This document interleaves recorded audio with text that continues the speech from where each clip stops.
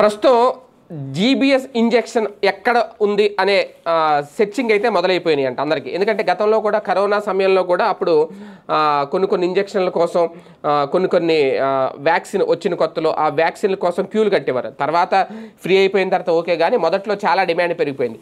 ఇప్పుడు కూడా ఈ జీబీఎస్ వ్యాక్సిన్ 6,000 రూపాయల నుంచి 30,000 వరకు ధర పలుకుతుంది మార్కెట్లో. కొంతమంది ఎందుకంటే స్టాక్ చాలా తక్కువగా ఉంది, ఇంజెక్షన్ల చాలా కొరత ఎక్కువైపోయింది అనేది. అయితే ఇందులో ప్రధానంగా జీబీఎస్కి అందించే వైద్యంలో ఉపయోగించే ఇమ్యునోగ్లోబినిస్ థెరపీ ఇంజెక్షన్ అంట. దీనివల్లే ఇమీడియట్గా ఆ జీబీఎస్ని అయితే మనం కంట్రోల్ చేయగలుగుతాం. ఇది దాదాపు మార్కెట్లో 30,000 రూపాయల వరకు విక్రయిస్తున్నారు అనేది. దీంతో ఒక్కసారిగా డిమాండ్ అయితే పెరిగిపోయింది. మొదట్లో 6,000 7,000 ఉండేదట. ఇది ఎప్పుడు పెరిగిపోయిందో కూడా హఠాత్తుగా పెరిగిపోయింది. కారణం ఏంటంటే చాప కింద నీరులా కేసులు పెరిగిపోతున్నాయి. ప్రచారం అయితే చేయనివ్వట్లేదు కూడా. ఇప్పుడు అంటే ఇంకా చేతులు కాలిన తర్వాత ఇంకా మనం ఏం చేస్తాం అని చెప్పి ఇప్పుడు బయటకు వస్తున్నాయి.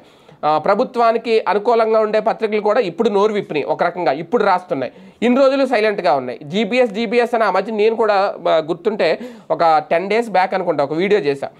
జీబీఎస్ అనే ఒక వైరస్ వస్తుంది. అది అమెరికాలో కొంతమంది శాస్త్రవేత్తలు చేసిన అధ్యయనంలో ఈ జీబీఎస్ బయటపడింది. అది మొత్తం ప్రపంచమంతా వ్యాప్తి చెందుతోంది.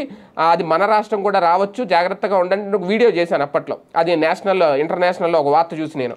అయితే ఓకే, తర్వాత మరి మిగిలిన మీడియాలు అయితే దాని మీద కొంతమంది రాశారు, సోషల్ మీడియాలో వచ్చినాయి, కానీ ప్రధాన మీడియాలు దాన్ని పట్టించుకోలేదు.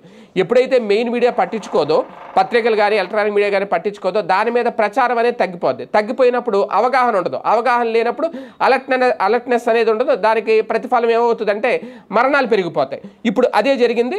కానీ ఒక పక్క దీని డిమాండ్ అయితే పెరిగిపోయింది. ఇప్పుడు ఇంజెక్షన్ దానికి కావాలంటే 30,000 రూపాయలు అంట ఒక ఇంజెక్షన్ ఖరీదు. ఇప్పుడు ఇదే జీబీఎస్ వస్తే ఆ ఇంజెక్షన్ దొరుకుతుందా లేదా అనేది.